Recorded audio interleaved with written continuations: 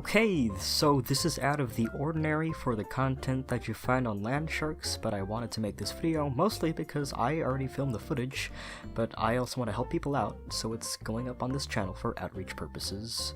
I'll try to make this as quick and concise as possible, so you can share this around to your friends and family.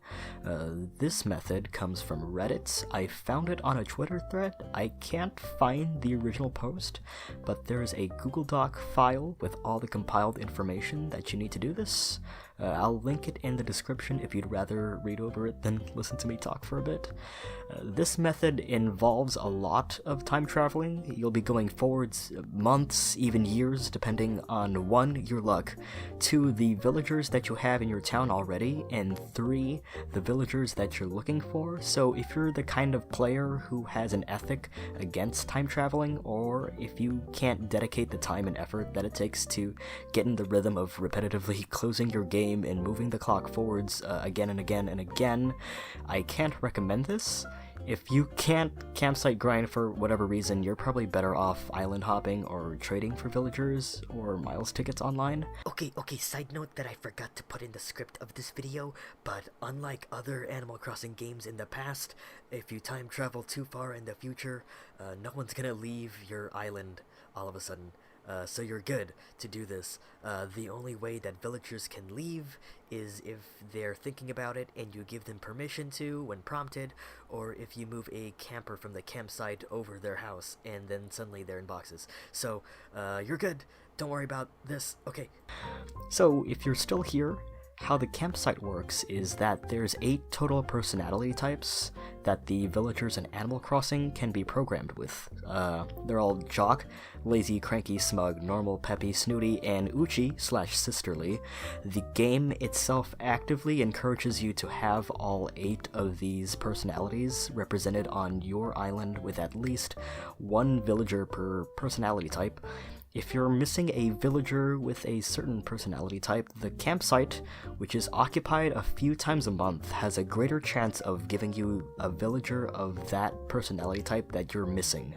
The Google Doc that I'm referencing has the original poster lack a villager that has the normal personality type in order to try and get Coco, a normal buddy, and so over the span of 52 instances of spawning a camper and opening up the campsite, around 60% of those villagers were of the normal personality type. So to spawn a campsite visitor, if you don't have one already at the moment, you'll have to exit the game and close it, go to your Switch settings, turn off the option that lets your Switch synchronize the internal clock by connecting to the internet, and move forward 1 day at a time, forwards day by day until Isabelle announces that there's a camper staying in your town during the announcements that she makes at the beginning of your session. If she does not mention a villager, you're gonna have to cut her off in the middle of her speech, close the game, and move forward another day, and keep repeating this process until you get the announcement that someone's staying at the campsite. Important note, if you're not getting any campers to spawn, please remember that the campers only spawn on days that you haven't played on or time traveled to. You can only get villagers if you've never played on that date that you've set your Switch to, so there's no going backwards in time and replaying the same month or day over and over to make this work. You're gonna have to be moving perpetually forwards in time to be able to spawn campers.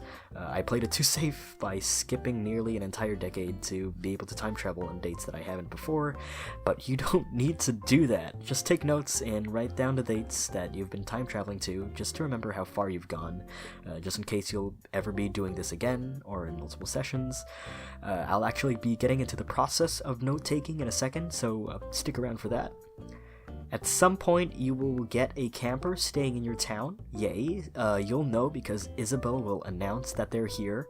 So all you have to do is continue playing, go up to wherever the campsite is in your town, and check who it is. Chances are it's going to be a villager that you do not want, so get rid of them.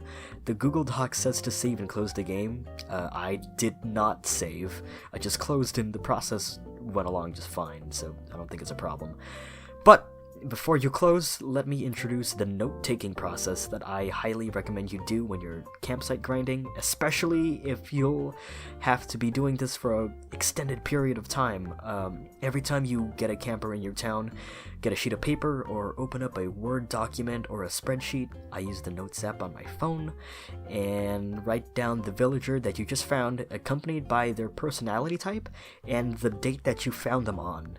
And this is the date that you manually set your switch to in order to spawn the camper, not the real-time date. So you'll have to talk to them to figure out their name and personality if you don't know it yet. If you can't tell what their personality is, you just gotta Google their name or look them up on the Animal Crossing wiki to figure it out.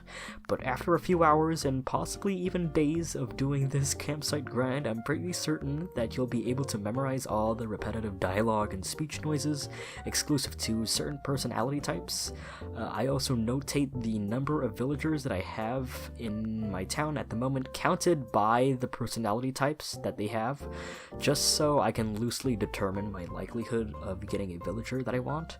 Anyways, keeping a note sheet is optional, but there's a chance that you'll be at this for a long time, and it helps to know what dates you've already been to and how much progress you've made combing through the 400-something villager count in this game. Okay, so now that I got that out of the way, you got a villager that you don't want.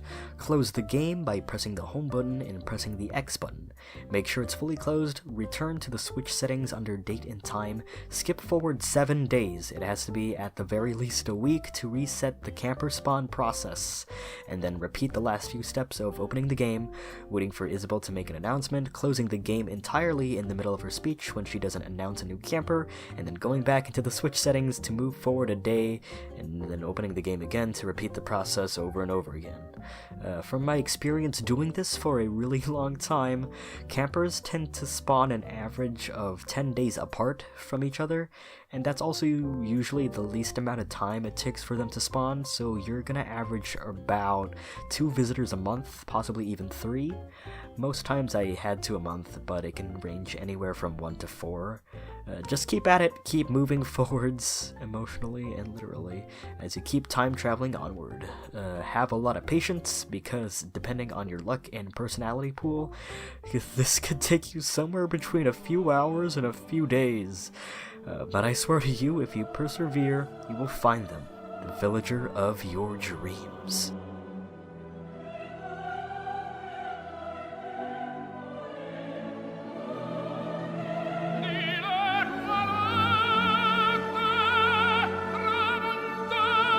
Okay, so now you got them in your town. This next part is also going to take you a while, and it's also possibly, depending on your luck again, going to frustrate you because you're almost done. Talk to them, make sure the game is saved, and make sure that for however long this may take you and whatever time it says on the in-game clock, it doesn't roll over into the next day and you lose them. So lay off fiddling with the clock for now, unless you're gonna set it back a few hours from 5 a.m. If you've ever moved in a camper from the campsite before, you'll know how this goes, but it's the last part of this that's gonna possibly take a lot of resetting. They'll say hello, there's a chance that they're gonna pull you into playing some card games for clothing items or whatever, so cycle through those until they're exhausted, but then at some point they're gonna up the stakes and think about moving into your town. Sometimes they'll make you play a card game where you have to select a color or suit, and if you get it right, they'll say yes to moving into your town. If you don't win the card game, don't worry. Sometimes people think that you have to reset the game to win the card game again and trigger the prompt that lets them move in, but you don't have to. Just keep on talking to the camper, mashing the A button no matter how many times you fail their game or they refuse to move in, because eventually they're just gonna be flattered by your numerous attempts and they're just gonna give in, and they'll go to resident services. And if you have an empty plot, I didn't, so I don't know how that process goes. Hooray! But there's a very good chance that your village is full, so they're gonna bounce back saying that your town is full, and then they'll ask if they can swap houses with another resident of your island.